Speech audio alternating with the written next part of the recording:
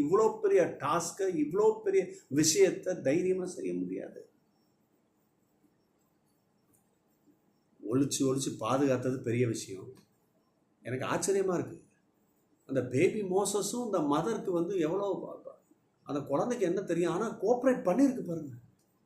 அதை அளவிடாமல் அதை வாயகனா கட்டி நான் வச்சுருக்க மாட்டாங்க. அளவிடாமல் எப்படி பண்ணணும், என்ன பண்ணணும், கொஞ்சம் பாருங்கள். எம்பவர்மெண்ட் இருக்கும் போது எப்போ அழுகும், பசிக்கு அழுகும். அந்த பசி எடுக்கிறதுக்கு முன்னாடியே சாப்பாடை கொடுத்துருப்பாங்க. ஏன்னா வெளியில் சத்தம் விடக்கூடாது. அதுக்கு மேலே கடவுளுடைய கரம் சவுண்ட் ப்ரூஃப்.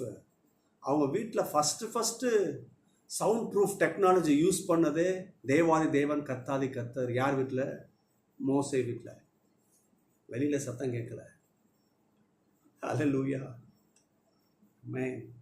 அப்புறம் பாருங்க, சரி பிள்ளை வளர்ந்துருச்சு, இனி அடுத்த டிசிஷன் எடுக்கணும். அப்போ அந்த எம்பவர்மெண்ட் இருக்கிறதுனால உடனே ஒரு கூடையை பின்னி அதுக்குள்ளே மோசையை வச்சு அனுப்புகிறாங்க. நெயில் ரிவரில் அனுப்புகிறாங்க. யாருங்க செய்வா? ஐயோ, யாராரு பார்த்தவன் தண்ணிக்குள்ளேயே அமைக்கி போட்டால் என்ன ஆகும்? இல்லை தண்ணிக்குள்ளே இருந்து விஷ ஜந்துகள் இந்த பிள்ளையை தாக்குனா என்ன ஆகும்? ஐயோ வேணாம், இந்த பிள்ளை செத்தா என்கிட்டயே சாகிறேன், நானும் என் பிள்ளையும் ஒன்றா செத்து போயிடும். இப்படி தான் தாட்டு போகுமே தவிர இல்லை. காடோட எம்பவர்மெண்ட் வரும்பொழுது நெகட்டிவ் தாட்டும் நெகட்டிவாக சிந்திக்கவும் இல்லை முடியாதுன்னு சொல்லிட்டு கால் பின்வாங்கவும் வைக்கவே வைக்காது. அது முன்னாடி எடுத்து வைக்கும். அதுதான் அந்த பலன். அதுதான் கர்த்தர் இந்த மாதத்தில் உங்களுக்கு எனக்கு தர. நிறைய பேர் பின்வாங்கியிருப்பீங்க. இல்லை இது சரிப்பட்டு வராது, முடியாது, இது கொஞ்சம் கஷ்டமாக இருக்குது, காம்ப்ளிகேட்டடு. நான் சொல்கிறேன், கர்த்தர் செய்ய வைப்பார். கடைசியாக 4வது இல்லையா, ரொம்ப அற்புதமான பாயிண்ட்டு, நிலைநிறுத்துவாராக. என்ன பண்ணுறாரு? நிலைநிறுத்துறார். Settle you. நிறைய பேர் இந்த செட்டில்ன்ற வேர்டு கேட்டோன்னா தெரில பாஸ்டர், நானா செட்டில் ஆவானு தெரில. இந்த ஊரில் இந்த தேசத்தில் ஒரு வீடு வாங்கி உக்காந்து அதனால் நடக்குமான்னு தெரில. எனக்கு தெரியும் தான், என் ஃப்ரெண்டு லோன் போட்டு வீடு வாங்கிட்டு இருக்கிறேன். இப்போ கால்குலேட் பண்ணால் வீடு வாங்குகிற பைசானா அதையும் தாண்டி போயிட்டுருக்கு, டபுளப் ஆக்கி போயிட்டுருக்கு. ஆனால் நான் கட்டி முடிச்சாதானே கொடுப்பான், அப்படி தானே அக்ரிமெண்ட்டு. அநேகர் ஒரு நாள் பலவீனமாகி லீவ் போடுறதுக்கு யோசிக்கிறாங்க. ஏன்னா அந்த ஒரு நாள் சம்பளம் போச்சுன்னா அடுத்த நாள் அடுத்த மாதம் சில விஷயத்தை மேனேஜ் பண்ணுறதுக்கு கஷ்டம். எப்படி ஆகிப்போச்சு பார்த்தீங்கன்னா, உள்ள ஏங்குதுங்க. செட்டில் ஆகும். நீங்கள் ஏங்குறீங்களா ஏங்கலையோ, கர்த்தர் உங்களுக்கு உதவி செய்வதற்கு காத்துக்கிட்டார். செட்டில் ஆகணும்னு கர்த்தர் விரும்புகிறார். ஹல்லேலூயா. He gives you a lasting peace, everlasting peace. ஒரு நித்தியமான சமாதானத்தை கொடுக்குறாரு, ஸ்டெபிலிட்டியை கொடுக்குறாரு, அண்ட் ரெஸ்ட். ஒரு நல்ல, உங்களுக்கு நிறைய பேர் யோசிக்கிறீங்க பார்த்தீங்களா, பிரதர் இந்த வேலை எனக்கு நிரந்தரமாக்கிட்டாங்க, என்னை கம்பெனிக்குள்ளே எடுத்துட்டாங்க, என் சேல்ரி இப்படி இருக்கும், போதும், செட்டில் ஆயிடுவேன். இந்த தேசத்தில் எனக்கு இங்கே கிடச்சி செட்டில் ஆகிட்டேன், போதும். இந்த இடத்துல எனக்கு செட்டில் கிடச்சிடுச்சு, நான் வேலை கிடச்சி, நான் எக்ஸ்டாப்ளிஷ் ஆயிடுவேன், நான் சமாதானமாக இருப்பேன். நான் சொல்கிறேன், நிறைய வெளிநாட்டில் இருக்கிறவங்க, வெளியூரில் இருக்கிறவங்க, ஒரு நிரந்தரமான வேலை இல்லை, அப்படியே ஷட்டில் அடிக்கிற மாதிரி. என்ன செய்கிறது? எப்போ மூட்டையை கட்டிட்டு ஓடுறது, எங்கே வேலை கிடைக்குதுன்னு தெரில, எப்போ வேலை போகுதுன்னு தெரில. நான் சொல்கிறேன், அந்த பயத்தை கர்த்தர் எடுத்து போடுகிறார். எடுத்துட்டு உங்களையும் உங்கள் குடும்பத்தையும் நல்ல இடத்துல செட்டில் பண்ணுறாரு. ஆமே, ஒரு சமாதானத்தை கொடுக்குறாரு. உலகம் கொடுக்குற சமாதானம் இல்லை, தெய்வ சமாதானம். அந்த சமாதானம் என்ன?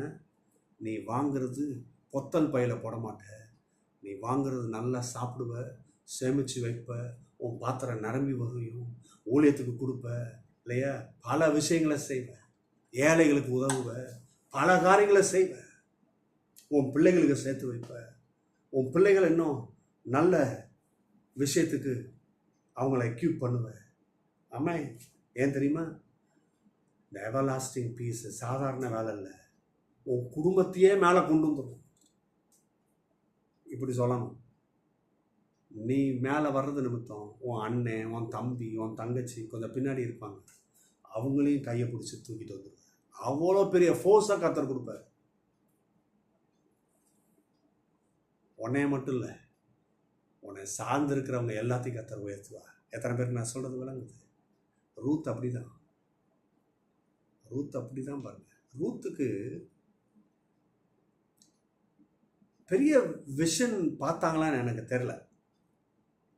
அவங்க ஒன்று போவோம், நம்ம வாழ்வோம். அவங்களுக்கு ஒருவேளை ஒரு சின்ன விஷன் பெற்றிருக்கலாம், பார்த்துருக்கலாம். மாமியாருக்கு கீழ்ப்பிடிவோம், மாமிக்கு கீழ்ப்பிடிவோம், போவோம். தெரில. அங்கே போய் ஒருவேளை அந்த பீப்புளில் யாராவது ஒருத்தர் மேரி பண்ணிட்டா சரி, அவங்களுடைய சந்ததியை நம்ம கொண்டு வர்றதுக்கு ஒரு கருவியாக இருக்கும். எனக்கு ஒரு திருமணம் நடந்ததுன்னா போதும், அவ்வளோதான். இல்லை, என் மாமியாருக்கு அவங்களுடைய ஜீவனுள்ள நாளுக்கு நான் அவங்களுக்கு உதவி செய்கிற ஒரு ஆளாக இருக்கணும். இந்த ரெண்டையும் பார்த்துருக்கலாம், இல்லை ரெண்டில் ஒன்றா பார்த்துருக்கலாம், அவ்வளோதான். ஆனால் அந்த அம்மாவுக்கு தெரியாது இல்லையா, ஒரு நல்ல செட்டில்மெண்ட் கிடைக்க போகுது. ஊர்லேயே பெரிய ஆள் சொன்னால் ஊரே தெரியும். பணக்காரன், கடவுளுடைய மனுஷன். அது மாத்திரம் இல்லை, அந்த சந்ததியில் தான் கர்த்தர் பிறக்க போகிறார். இதெல்லாம் அந்த அம்மாவுக்கு தெரியாது. ஆனால் அந்த டிவைன் லிங்க்ல சேர்ந்தாங்க பாருங்க, கர்த்தர் அவங்கள செட்டில் பண்ணுறார், அற்புதமாய் செட்டில் பண்ணுறார். ரூத் வாழ்க்கை இப்போ எதில் வந்துருச்சுன்னா விசுவாச பட்டியலில் வந்துருச்சு. முன்னாடி அவங்களுக்கு பேர் புறஜாதி, இப்போ நீதிமான், பரிசுத்தவான். ஓ, சரியான செட்டில்மெண்ட்.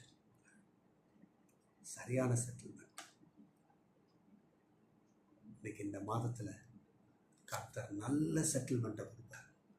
நீ வாங்குவ, இடம் வாங்குவ, திருப்தியாக உட்காருவ.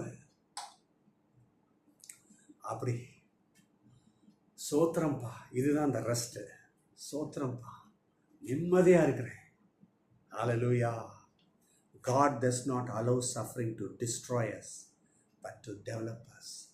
கர்த்தர் சஃபரிங்கை அனுமதி கொடுக்கறது நம்மளை அழிச்சு போடுறதுக்கு இல்லை, நம்மளை விருத்தியடைய செய்வதற்காக. ஆனால் தப்பாக புரிஞ்சுக்காதீங்க, இந்த சஃபரிங்க்கு ஒரு பெரிய பவர் இருக்குது, அதுதான் டெவலப் பண்ணுற ஒரு வேலையை செய்து நினைக்காதீங்க. சஃபரிங்க்கு அப்படிப்பட்ட அத்தாரிட்டிவ்னா இல்லை.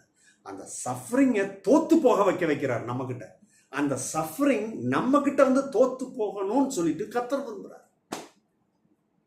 அந்த பெருமையை நமக்கு கொடுக்குறார். ஹல்லேலூயா. After every storm, he bring a greater glory. ஒவ்வொரு புயலுக்கு அப்புறமும் ஒரு மகிமையான காரியம் உங்களுக்கும் எனக்கும் காத்துட்ருக்கும். இந்த மாதத்தில் மகிமையான காரியம் காத்துட்ருக்கு. நீங்கள் ஜெயம் எடுக்க முடியும், நீங்கள் வாழ முடியும். கர்த்தருக்குள்ளே நீங்கள் சுகத்தி இருப்பீர்கள். எத்தனை பேருக்கு நான் சொல்கிறது விளங்குது? மீண்டும் இந்த 4 காரியத்தை சொல்கிறேன், மறக்காதீங்க. சீர்படுத்தி, ஸ்திரப்படுத்தி, பலப்படுத்தி, நிலைநிறுத்துவாராக. God bless you. கர்த்தர் உங்களை ஆசீர்வதிப்பார்.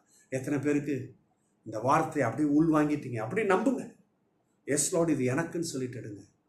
உங்கள் வாழ்க்கையில் தேவனுடைய மகிமையை நீங்கள் பார்க்க முடியும். ஜெபம் செய்வோம். எங்கள் அன்பின் பரலோக பிதாவே, கர்த்தராகிய இயேசு கிறிஸ்து நாமத்தினாலே வருகிறோம். இந்த நாளில் ஒரு அற்புதமான செய்தியை எங்கள் மனதிலே கொடுத்து இந்த புதிய மாதத்தை துவங்கும் பொழுது உங்களுடைய கரம் இருக்கிறது, உங்களுடைய இருதயம் எங்கள் பக்கத்தில் இருக்குது. நீர் எங்களை நேசிக்கிறீர், எங்களுக்கு உதவி செய்ய இருக்கிறீர். எங்களுடைய வாழ்க்கை, எதிர்காலம் எல்லாவற்றையும் இந்த வாக்குத்தத்தத்தில் காண்பித்ததுக்கு நன்றி. நாங்கள் கீழ்ப்படுகிறோம், நாங்கள் நம்புகிறோம். இந்த காரியங்கள் பிள்ளைகளோட வாழ்க்கையிலே அது பலிக்கட்டும். இயேசுவின் நாமத்தில் ஜெபிக்கிறேன் நல்ல பிதாவே, ஆமென். நம்முடைய கர்த்தராக இருக்கிற இயேசு கிறிஸ்துவின் கிருபையும் விலகாத பிரசனமும் தயவும் காரணியமும் நம் அனைவரோடு இன்றும் என்றும் சதாகாலம் கர்த்தருடைய கிருபை நிலைத்திருக்க கிடந்தது. Amen. God bless you. God bless you. கர்த்தர் உங்களையும் உங்கள் குடும்பத்தையும் ஆசீர்வதிப்பாராக. ஆமென். பபாய்.